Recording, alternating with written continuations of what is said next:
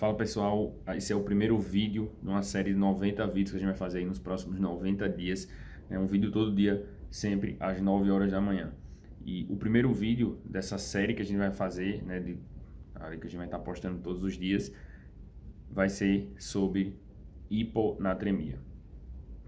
Basicamente, quando a gente fala de hiponatremia, quando a gente fala de qualquer distúrbio do sódio, a gente fala muito mais de distúrbio da água, na verdade. Quando o paciente tem hiponatremia ou hipernatremia, ele tem um excesso de água ou um déficit de água. Tanto é que é assim que a gente corrige, né? Se você se ligar mais ou menos, eu não vou falar agora sobre a correção especificamente, né? Porque a gente vai detalhar mais, a gente pode detalhar mais, e a ideia não é a gente fazer uma coisa super aprofundada todos os vídeos, né? É a gente dar uma sacada em uma ideia que você pegue e que você aprenda algo com um vídeo mesmo que seja curto. Quando a gente fala do distúrbio do sódio, a gente está falando de déficit de água, né? Déficit ou excesso de água. E é dessa forma que a gente vai corrigir, né? A gente vai colocar uma solução mais concentrada ou uma solução que é basicamente água, né? A gente pode dar inclusive água livre. Mas aí voltando para a questão da hiponatremia, a gente precisa avaliar sempre se essa hiponatremia ela foi aguda ou ela é crônica, né? Então você tem que se perguntar quando foi que começou isso aí. Faz tempo que o paciente está assim ou isso foi agora, né? E aí nesse momento aí quando você está numa emergência, né, no primeiro atendimento, você muitas vezes não vai saber se o primeiro exame do paciente ele vem com sódio baixo, você não vai conseguir dizer se é agudo ou crônico. Até tem alguma coisa que pode te ajudar, a história clínica, né, do paciente, te ajuda a você ter uma noção se o quadro é agudo ou crônico, mas você não consegue documentar isso de fato. E a segunda coisa que você tem que ver, além de ver se é agudo ou crônico, é se o paciente tem sintoma. Sempre que o paciente tem sintoma, você tem que tratar. E qual é o sintoma que ele pode ter? Basicamente, na grande maioria das vezes, são sintomas neurológicos, né? O paciente vai estar mais sonolento, o paciente vai estar rebaixado, o paciente pode ter alguma alteração relacionada ao sistema nervoso central. Então, tanto do hiper como do hipo. Então, se o paciente tem sintoma, você vai considerar o internamento dele para tratar e repor esse sódio. Se o paciente ele tem um acometimento agudo, você vai precisar também repor. Então, se você está na dúvida, né, considera ali, dependendo da história clínica do paciente, você vai avaliar se é agudo ou crônico. Sendo crônico, né, se o paciente tem uma hiponatremia há muito tempo, é um paciente que já tem o sódio baixo ali, é um paciente que você está investigando, que tem um sódio baixo, tudo, você está acompanhando ele na enfermaria, você está vendo o sódio diminuir, então você vai ter outra forma de pensamento, você tem outras coisas para fazer, você aí vai precisar raciocinar e avaliar da onde é que está vindo essa hiponatremia. Eu, particularmente, sempre considero a hipótese de SIAD, porque a gente pega muito paciente idoso, vozinho, com hiponatremia.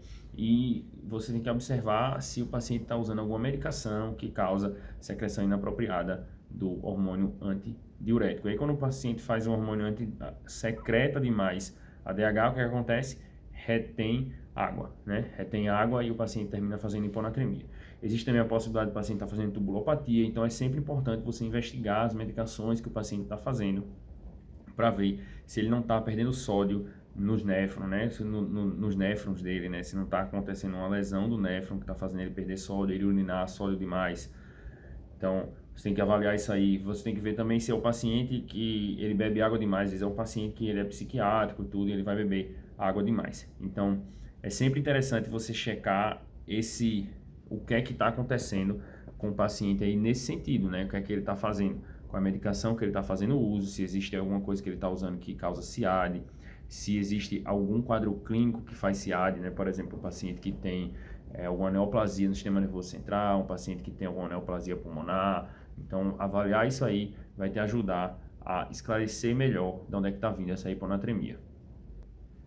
E aí, nesse racional de você avaliar por que o paciente está com sódio baixo, você vai pensando ali também na questão do volume. Você tem que ver se o paciente tem outras causas que vão ali falsear o exame, né? Por exemplo, aumento de triglicerídeo, aumento de glicose, né? Aumento de osmolaridade que vai falsear aí esse exame da natremia do paciente. Você excluindo essas possibilidades aí de ter alguma causa, ter alguma substância, né, que aumenta a osmolaridade do sangue e tudo, você vai aprofundar mais aí na investigação e avaliar com relação à volemia. É um paciente que tem hiponatremia porque ele está hipervolêmico, é um paciente cirrótico, um paciente C, tudo isso. Então, o paciente tem um acúmulo de líquido, né, por alteração de função renal, né, porque o rim dele não presta. Então, você vai ver se é alguma coisa desse tipo aí, um paciente que está hipervolêmico com hiponatremia. Então, é um paciente que tem excesso de água. Particularmente no paciente cirrose com IC que tem hiponatremia, ele é um marcador prognóstico ruim. Então, fique atento com esse paciente. Já se o paciente ele não tem um quadro de alteração de volemia, não tem nenhuma alteração de osmolaridade e o paciente persiste com hiponatremia, você vai ter que investigar melhor e aí avaliar outros dados. E basicamente você vai ver um dado que ajuda bastante, é você ver o sódio na urina.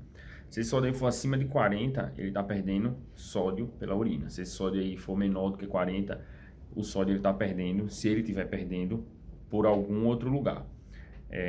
Óbvio que isso é bem simples, mas eu preciso cortar um pouquinho porque já está se prolongando um pouquinho no vídeo e talvez o pessoal não assista. Mas se chegou até aqui, a gente pode detalhar um pouquinho mais. Se tiver alguma dúvida, coloca aí nos comentários que eu posso te responder.